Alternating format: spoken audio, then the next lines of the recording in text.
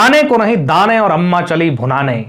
यही हाल है हमारे पड़ोसियों का, यानी कि हमारा बेटा, यानी कि हिंदुस्तान का बेटा और हिंदुस्तान का पोता इस वक्त मिल करके हिंदुस्तान के खिलाफ कोई कारनामा करने की कोशिश कर रहे हैं। और हम ऐसा इसलिए कह रहे हैं क्योंकि कल की मिली हुई ताजा खबर के हिसाब से जो बांग्लादेश बॉर्डर है, यानी कि हिंदुस्तान का बंगाल बॉर्डर का एरिया है, वहां पर भैया लड़ाई शुरू हो गई है। और सुनने में आया है कि बीएसएफ ने 3-4 को तो निपटा भी दिया है। दरअसल अभी तक हो यह रहा था कि वहां से इन्फिल्ट्रेशन करवाने की जो कोशिशें हो रही थी, ये बीएसएफ वाले डंडे लाठी मार करके उनको वापस भेज देते थे। लेकिन अब भैया इन्होंने भी सर पकड़ लिया है, क्योंकि भाई कब तक कोई दूसरा तुम्हें टॉलरेट करेगा। तो कल बीएसएफ वालों ने फायरिंग करके जो है 2-4 को निपटा भी दिया है। हालांकि खबर में सिर्फ एक बताया जा रहा है। अब भाई देखिए हो क्या रहा है कि बांग्लादेश की फौज के जो ये जनरल है, पता नहीं किस बात के इन्होंने मेडल अपनी छाती पर लटका रखे हैं, क्या पता नहीं लूडो में जीते हैं इन्होंने कि कैरम खेलने में, क्योंकि लड़ाई तो इन्होंने आज तक एक नहीं लड़ी है। और जिस बांग्लादेशी फौज के पास किसी एक लड़ाई को लड़ने का जो एक्सपीरियंस भी नहीं है, वो आईएसआई की शह पर जो है ना चैलेंज किसको कर रहे हैं? अपने दद्दू यानी कि इंडिया को, जिसने इनको पाकिस्तान से आजाद करवाया था 1971 में। ये तो हम सभी जानते हैं। बहरहाल अभी कल परसों ही वहां के मिलिट्री जनरल साहब ने, वहां का जो देश चलाने वाला आदमी है यूनुस, उसके 2 थप्पड़ मार करके उससे सारी लॉ एंड ऑर्डर की पावर्स जो है ले ली। मतलब कि जो आदमी एक देश को चला रहा है, कम से कम ये दुनिया के सामने तो यही है ना कि यूनुस दुनिया के सामने देश को चला रहा है, बांग्लादेश को। जो आदमी उसे चला रहा है उसके पास ना पुलिस है, ना लॉ एंड ऑर्डर है, ना कानून बनाने की कोई शक्ति है, ना पीस मेंटेन करने की कोई ताकत है, ना कोई कोर्ट है।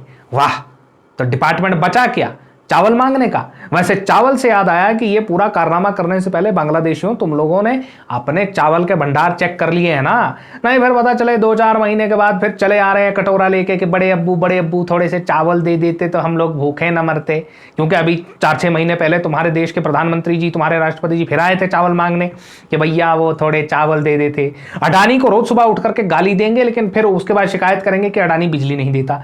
मतलब एक आदमी तुम्हें बिजली भी दे और उसके बाद जो है ना अपना पैसा मांगे, तो भाई वो जो है ना वो तुम्हारे ऊपर जो जुल्म कर रहा है, वो जालिम हो गया। मतलब तुम बस में बैठो और बस वाला किराया मांगे तो वो जालिम है। बहरहाल इन सभी बातों को लेकर के अभी इंडिया के जो अजीत डोभाल जी हैं, वैसे अजीत डोभाल जी से पहले इंडिया के जो फॉरेन मिनिस्टर साहब हैं, उन्होंने पाकिस्तान को देख करके बड़ा तल्ख सुर जो है वो ले लिया था। और उन्हीं की तलखी का ये जो रिजल्ट है वो ये हुआ है कि अजीत डोभाल जी जा करके बंगाल के बॉर्डर एरिया में बैठ गए हैं और उसके बाद तन जो है वो लगातार बीएसएफ वाले लठ बजा रहे हैं। अब आप लोगों को पता ही है कि इंडिया इस वक्त जो है ना वो ग्रेटर त्रिपुरा बनाने की कोशिश में लगा हुआ है। क्योंकि जहां देखिए मैप में आपको दिख जाएगा कि जहां त्रिपुरा का बॉर्डर खत्म होता है, नीचे बिल्कुल एक पूंछ सी लगी हुई है, वहां से महज 20 किलोमीटर दूर है बे ऑफ बंगाल।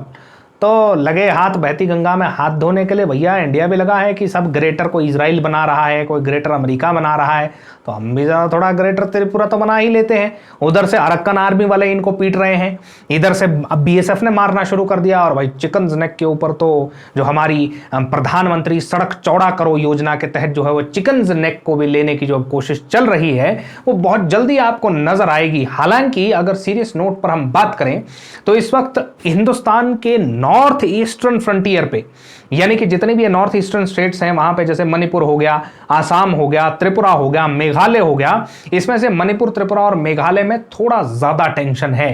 हालांकि हमें पूरी उम्मीद है, हमें पूरा विश्वास है कि इंडियन आर्मी इन टेंशंस को बड़े आसानी से और बड़े बखूबी तरीके से हैंडल कर लेगी, लेकिन फिर भी टेंशंस हैं। और इसका सिर्फ एक रीजन है, ये जो जेलेंस्की और ये यूनुस टाइप के जो ये पपेट लीडर्स होते हैं ना, इनको कोई जनता से तो लेना देना होता नहीं, ये तो बस आ करके बैठ जाते हैं। अब वहां पर जेलेंस्की साहब जो है वो ट्रंप से लड़ लिए हैं, और ये दोनों ऐसे लड़ रहे थे जैसे दादा पोता अपनी प्रॉपर्टी के लिए लड़ते हों।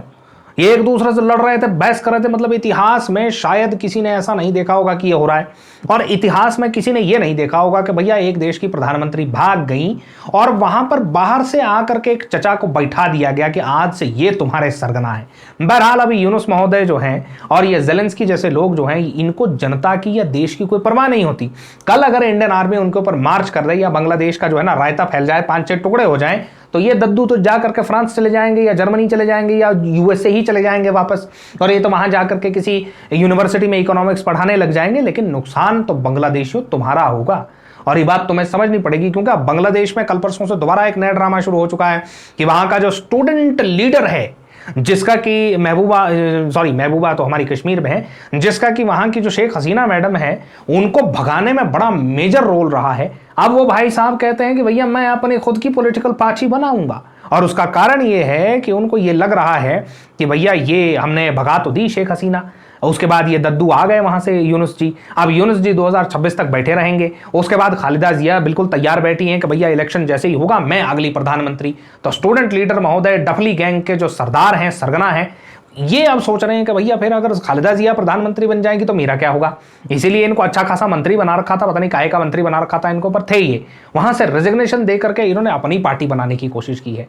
मतलब कि जिस बांग्लादेश की जीडीपी इतने अच्छे रेट पर आगे बढ़ रही थी, जिसकी पर कैपिटा इनकम जो है वो इंडिया से भी थोड़ी सी आगे निकल गई थी, और जहां की टेक्सटाइल और फैब्रिक की इंडस्ट्री भैया इंडिया को भी पीछे छोड़ रही थी, उस देश का रेडिकलाइजेशन कैसे बेड़ागर्क कर सकती है और कैसे उस देश में रायता फैलता है, ये बांग्लादेश से हमारे को दिख सकता है। खैर, बांग्लादेश अपने अब्बू यानी कि पाकिस्तान के नक्शे कदम पे अब भिखारिस्तान बनने की तरफ चल चुका है। खैर, आज की डिस्कशन में हम इतनी ही बात करेंगे, और अगर आपको ये वीडियो अच्छा लगा हो तो भैया अपने दोस्तों के साथ इसको जो है ना शेयर जरूर करिएगा, लाइक सब्सक्राइब करना बिल्कुल मत भूलिएगा। धन्यवाद।